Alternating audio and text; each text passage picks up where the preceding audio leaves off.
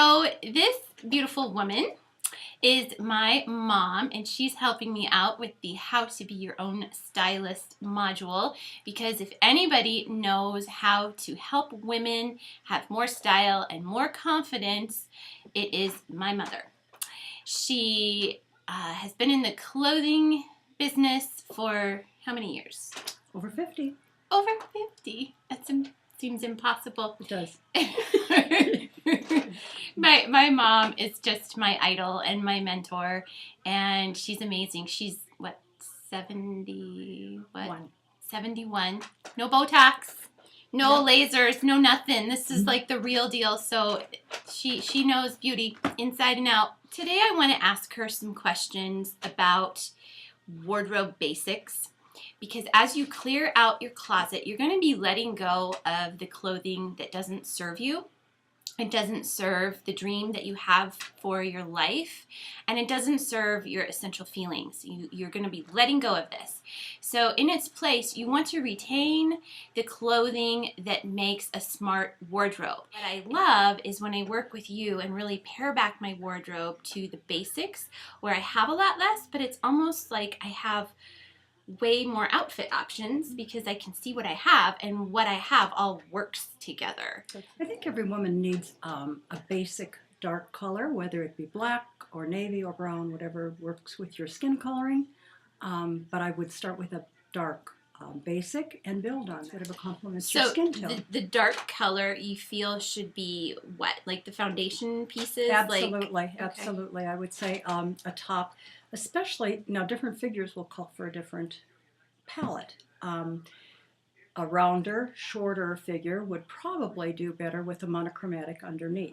So monochromatic meaning the same color top with the same color bottom. Absolutely. And then if you're adding a sweater or a scarf or a jacket, you can bring in a color. A tall, slender gal can get by with breaking things up because she doesn't care if she looks shorter. In fact, sometimes would want to.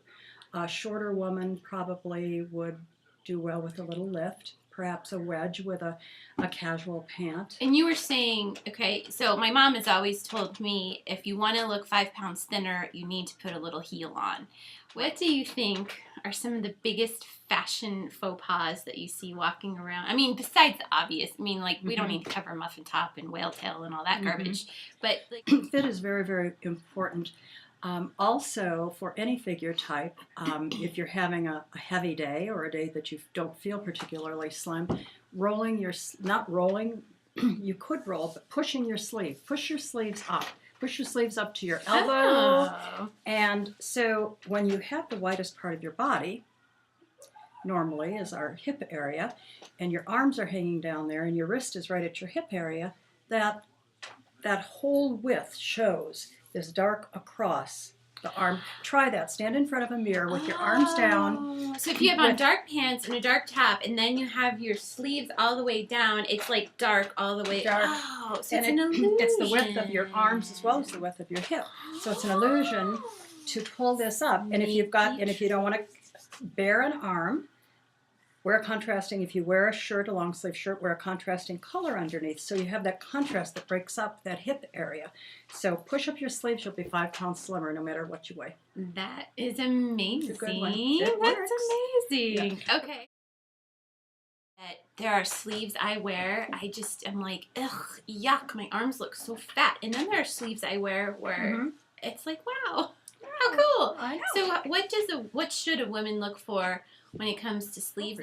But something that just gently skims, and that's kind of a general rule. I think if in fact you want a little fuller sleeve at the top, but you are shorter, or maybe you've got short arms, have the sleeve, and it doesn't take a lot of alteration. It's not an arm and a leg, but to get it at the right length at the cuff, and then taper it up, make it slimmer down here, because then you can have that softness and fullness up through here, but then you've got the slimness of the fit through here. Okay, so you're saying if you're wearing a bigger sleeve, that's fine, but if you are a bit healthier, as am I, maybe like this sweater maybe is not the best example for me, something that is more slim and tapered up to the elbow and could be looser up here. So you Right. still have the flow, Right. the loose, because Yep. flowy tops are so big right now. They're And there are very times I wear them, I feel really beautiful. And there are Mhm. times I wear them and I feel like I'm wearing a tent. You're overpowered. Especially a shorter gal will feel overpowered in something billowy. Okay, with so it. I have some fashion tips. Tell me if they're good or dumb. Okay. Okay. So one of my fashion tips, or I guess rules for myself, not necessarily a tip, but I have my rule is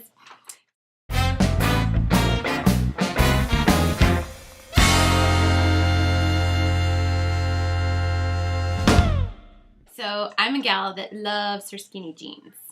So Well, a soft skimming top, a longer Mhm. skimming, just a beautifully shaped. It comes in at the waist and comes down. Or, again, not billowy, but fuller on the top, slimmer on the bottom. okay, and then Very if you good go real loose and More slender, More shaped at the top. shaped on the top. Okay, so good. I passed that. You passed it well.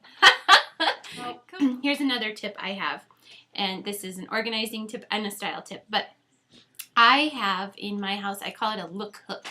What I do is I have hung a little hook near my closet so that just, when you go to a department store or a boutique and they have a look all set up and you look at it and you go, oh, I want that outfit. Mhm. I do that when I get ready in the morning before I ever start trying things on, because you can try something on and be like, bleh, and then throw it on your bed and go through that process about 5 times till you have like a cluttered mess. So with a look hook, I hang it up on the hook and I create my look and I get that how I want it, like jewels, belts, the whole 9 yards. I wish you'd have had that look hook when you were a teenager. And I find that if you display your accessories, which that's how I learned to display my accessories. I was really inspired by how you display yours in your boutique. When you can see your accessories, sometimes that's what I start with. I'll pick out a necklace I haven't worn in a while, and then I'll create the look around that.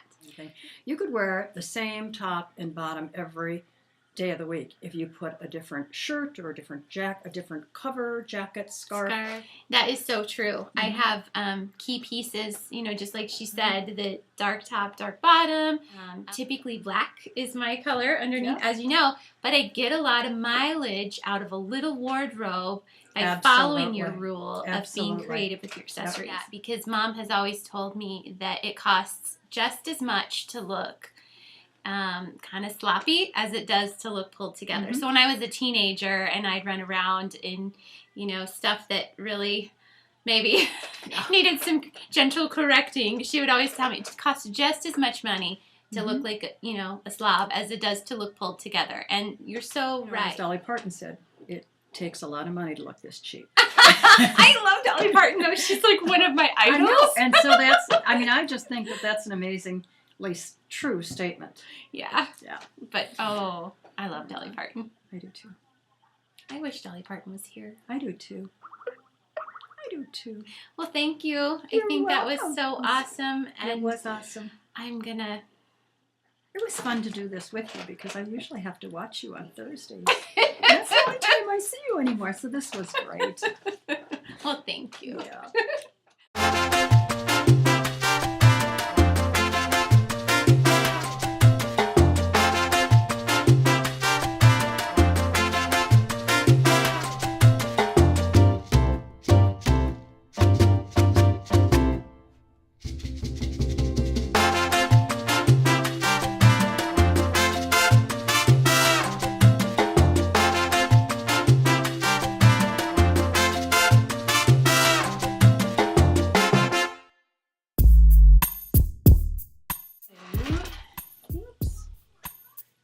Hi, it's Dina with, what's the name of my company?